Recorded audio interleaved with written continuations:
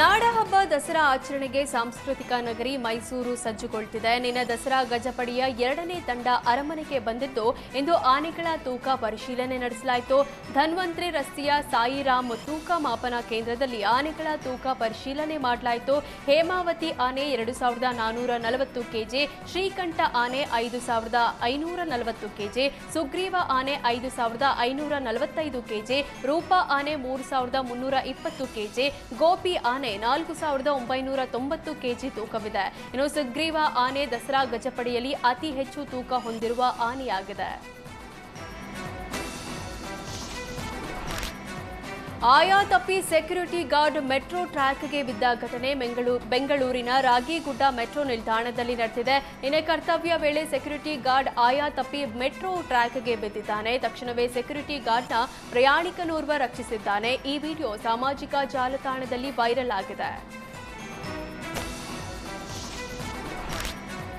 ಕೇಸರಿ ಶಾಲು ಧರಿಸಿದ್ದ ಕಾರಣಕ್ಕೆ ಹಿಂದೂ ಯುವಕನ ಮೇಲೆ ಗುಂಪೊಂದು ಹಲ್ಲೆ ನಡೆಸಿರುವ ಘಟನೆ ಬೆಂಗಳೂರಿನ ಕಲಾಸಿಪಾಳ್ಯದಲ್ಲಿ ನಡೆದಿದೆ.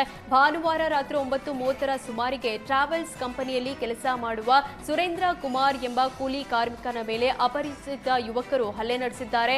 ಸುರೇಂದ್ರ ಕುಮಾರ್ ಕೇಸರಿ ಶಾಲು ಧರಿಸಿದ್ದಕ್ಕೆ ಗಲಾಟೆ ತೆಗೆದ ಆರೋಪಿಗಳು, ನೀನು ಯಾಕೆ ಕೇಸರಿ ಶಾಲು ಹಾಕಿದ್ಯಾ ಅಂತ ಅವಾಚ್ಯ ಶಬ್ದಗಳಿಂದ ನಿಂದಿಸಿ ಥಳಿಸಿದ್ದಾರೆ.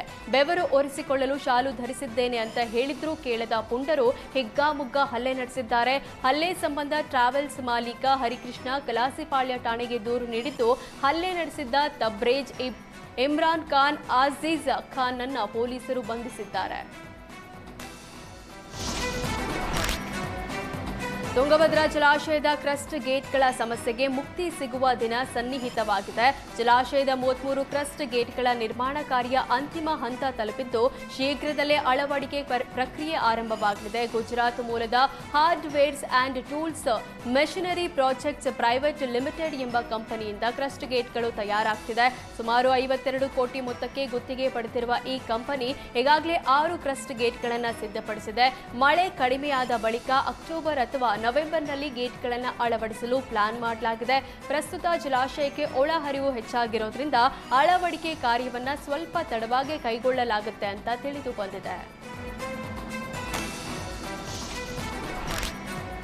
ಟಿಬಿ ಡ್ಯಾಂ ಬಳಿಕ ಮತ್ತೊಂದು ಡ್ಯಾಂನ ಕ್ರಸ್ಟ್ ಗೇಟ್ಗಳು ಅಪಾಯದಲ್ಲಿರುವ ಆಘಾತಕಾರಿ ಸುದ್ದಿ ಹೊರಬಿದ್ದಿದೆ. ಯಾದಗಿರಿ ಜಿಲ್ಲೆ ಹುಣಸಗಿ ತಾಲೂಕಿನ ಬಸವಸಾಗರ ಜಲಾಶಯದ ಗೇಟ್ಗಳು ಅವಧಿ ಮುಗಿದಿದ್ರು ಗೇಟ್ ಬದಲಿಸದ ಬಗ್ಗೆ ನೀರಾವರಿ ತಜ್ಞ ರಾಘವೇಂದ್ರ ಕಾಮನಟಗಿ ಬಿಚ್ಚಿಟ್ಟಿದ್ದಾರೆ. 25 ವರ್ಷಕ್ಕೊಮ್ಮೆ ಜಲಾಶಯಕ್ಕೆ ಹೊಸ ಗೇಟ್ಗಳನ್ನು ಅಳವಡಿಕೆ ಮಾಡಬೇಕು ಎಂಬ ನಿಯಮ ಇದೆ.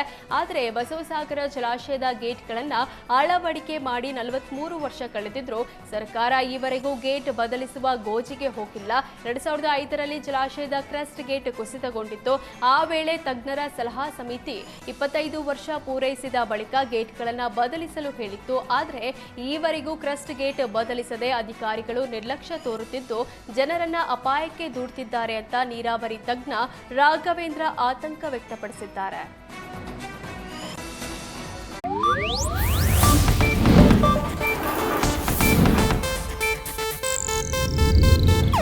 ಇದು ಏಷ್ಯಾನೆಟ್ ನ್ಯೂಸ್ ನೆಟ್ವರ್ಕ್ ಪ್ರಸ್ತುತಿ.